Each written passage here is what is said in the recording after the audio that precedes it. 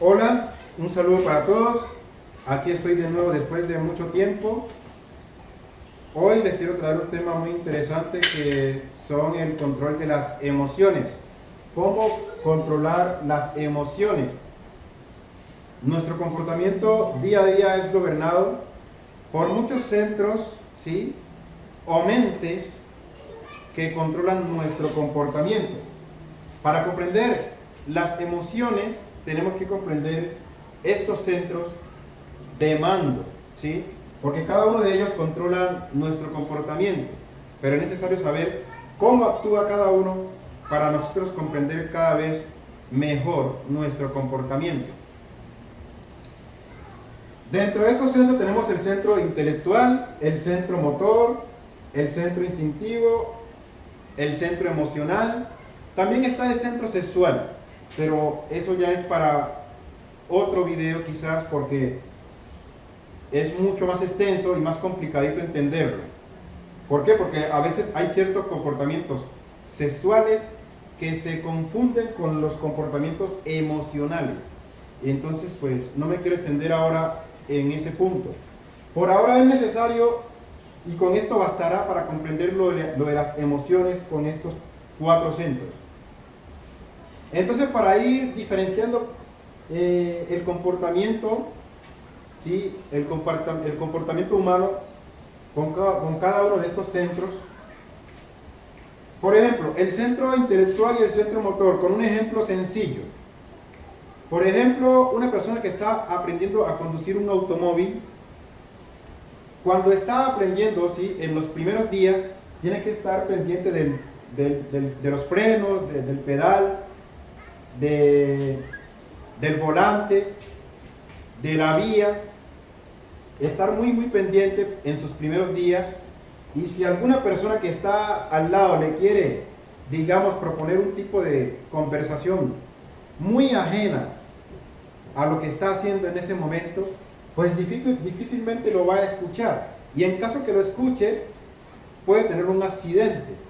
¿Por qué? Porque la persona estará utilizando el centro intelectual para conversar o para aprender a conducir. Entonces no podrá prestar atención a las dos cosas al mismo tiempo.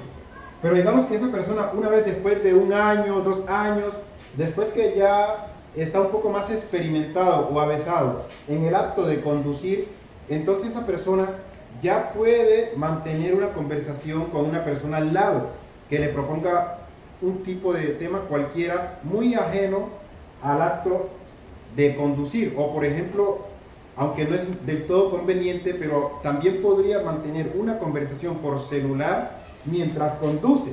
¿Por qué? Porque mientras conduce ya no es la parte intelectual que se ocupa del acto de conducir, sino la parte motora, su centro motor.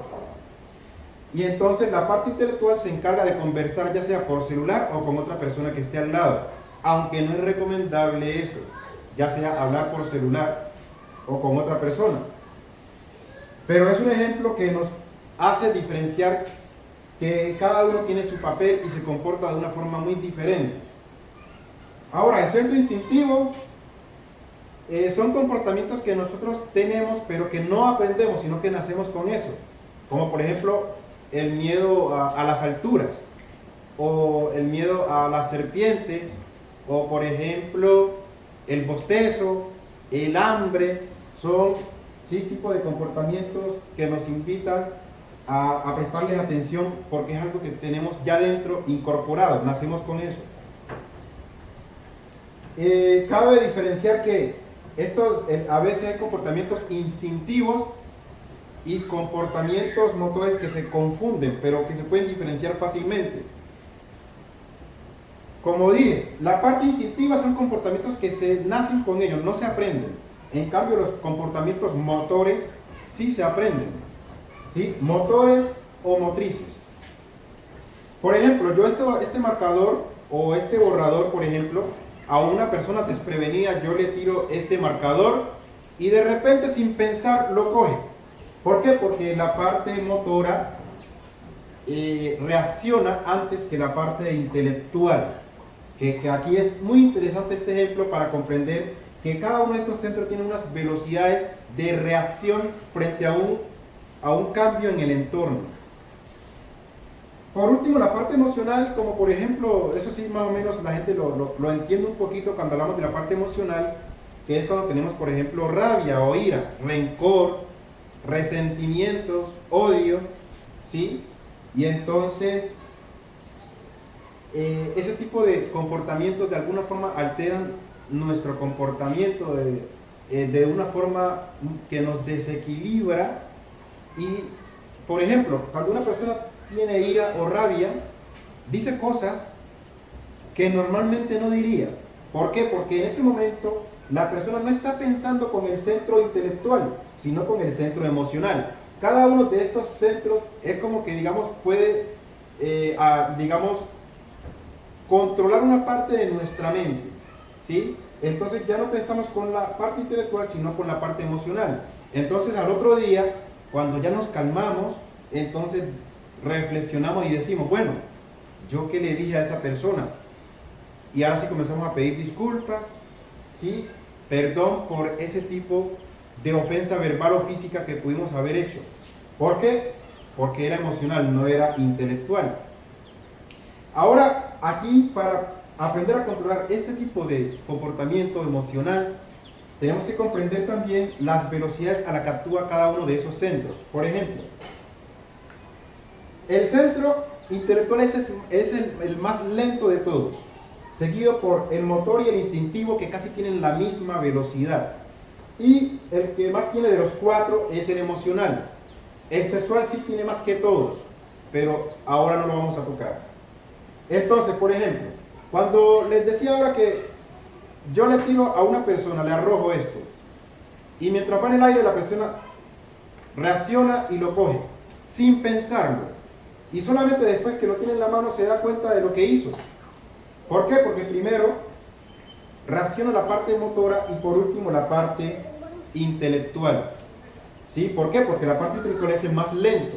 Lo mismo ocurre, por ejemplo, vemos digamos, hay personas que, digamos, con algún muñeco o algún juguete y digamos que nos pone en el camino o en la vía una serpiente. Y entonces, cuando la vemos que se mueve, reaccionamos. O las mujeres, como suelen hacerlo, gritan o saltan.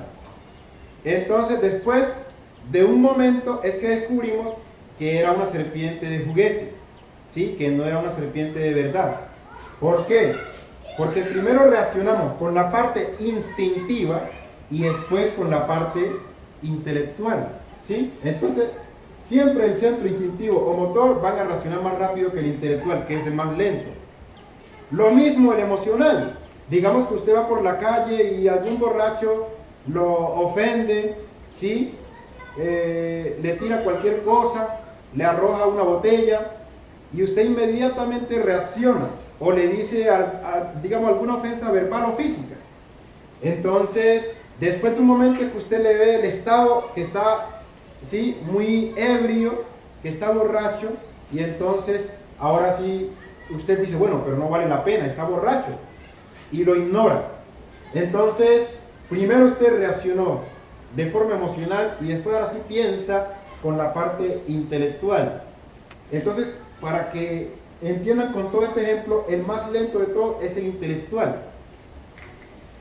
Ahora, ¿qué hacer como para iniciar a controlar las emociones? Yo podría realmente extenderme en esto porque hay mucho que decir en esto, pero para no alargarme demasiado y decirle la parte más básica, es que una práctica sería, por ejemplo, con el celular, poner recordatorios o alarmas cada hora, y usted cada hora de repente lo sorprenderá la alarma o el recordatorio, y usted en ese momento se va a observar, va a hacer una introspección y va a analizar qué tipo de comportamiento tiene mientras suena la alarma. Intentará observarse y en muchas ocasiones usted descubrirá que realmente siempre se mantiene como dormido, como en el aire, estaba en otro mundo, ¿sí? Observará su comportamiento cada hora, cada vez que le suene la alarma. Lo puede hacer cada media hora si quiere, ¿sí? Y entonces, ¿qué pasa? Que con el tiempo usted se va a ir habituando a observarse. Cuando yo lo hacía, y ahora no tengo necesidad de la alarma, lo hago ya, ¿sí?, de una forma más espontánea y más constante, que con el tiempo lo hacía tanto que no tenía necesidad de alarma o recordatorio, porque muchas veces, faltando 5 minutos para que me sonara la alarma, o incluso a veces hasta 1 minuto, observaba yo la alarma, y cuando faltaba 1 minuto o 5 minutos, y ya con el tiempo ya no la necesitaba. Entonces, ¿qué pasa? Que con el tiempo, cuando la persona se habitúa a estar observándose, llega que cualquier circunstancia externa, ¿sí?, de nuestro entorno, entonces estaremos siempre en un estado de reflexión, de observación, de recuerdo de sí mismo. Y entonces eso hace que nosotros actuemos digamos, frente a ciertas circunstancias de una forma más consciente. Ahora, cuando hablo de consciente, no me refiero a la parte normal como la persona interpreta lo que es ser consciente. Porque a veces las personas creen que, por ejemplo, con tener información sobre algo es consciente, y no. Por ejemplo, una persona dice, por ejemplo, yo fumo, pero soy consciente de los daños. No es posible eso. Si usted es consciente de los daños del cigarrillo, es imposible que fume. Usted tiene información de los daños, mas todavía no es consciente. Porque cuando usted se hace consciente, sencillamente deja de fumar. Usted lo que hace es tener información, que no es lo mismo que tener conocimiento. Son cosas diferentes. Y tener conocimiento no es lo mismo que tener conciencia. Lo mismo cuando una persona bebe, ¿sí?, bebidas alcohólicas. Y muchas personas me dicen, mire, yo tomo cerveza aunque soy consciente de que me mata muchas neuronas. No. Si usted es consciente del daño del alcohol, sencillamente no bebería. Entonces son cosas quiero hacer esa aclaración, y hablar de la conciencia es un tema muy, muy extenso, ¿sí? Eso sería ya en otra ocasión también. Entonces, cuando usted ya comienza a hacer este tipo de práctica que estoy proponiendo, usted ya se hace más consciente de su comportamiento y por lo tanto tendrá más control sobre las emociones y los demás centros. Esto que estoy diciendo a su vez va a ayudar en los sueños, por ejemplo. Usted tendrá sueños más lúcidos. Por ejemplo, las personas normalmente tienen sueños que ocurren, sencillamente pasan, y las personas son como meros espectadores de lo que ocurre en el sueño. Pero cuando usted ya, por ejemplo, comienza a hacer esta práctica que le estoy diciendo, pone la alarma o el recordatorio cada hora o cada media hora, entonces usted comienza a ser más reflexivo en su vida, en el día a día. Entonces eso mismo se va a reproducir en el sueño. Entonces en el sueño usted llegará un momento en el que en el sueño también usted se va a reflexionar, se va a observar a sí mismo. Y entonces cuando usted note que en el sueño hay unos detalles que no encajan con la vida cotidiana, entonces usted notará la diferencia y dirá, bueno, esto es un sueño, estoy soñando. Y entonces usted ya puede controlar los sueños a voluntad. Ya no es un mero espectador, sino que ya usted puede incluso cambiar las circunstancias de los sueños a voluntad. Pero también, bueno, ya hablé de los sueños lúcidos el año pasado, en el 2016. Y entonces usted tendrá sueños de una forma más vívida, de una forma más realista. Y esto ayudará mucho en la vida en general, ¿sí? Entonces, esto les quería mostrar. No me quiero extender más porque es un tema bastante amplio y complejo, mucho más de lo que les he mostrado, pero con esto basta para iniciar a comprender nuestro comportamiento y a controlar nuestras emociones. Espero que esto les sirva y haya sido claro, y ya en otro video nos veremos. Hasta pronto.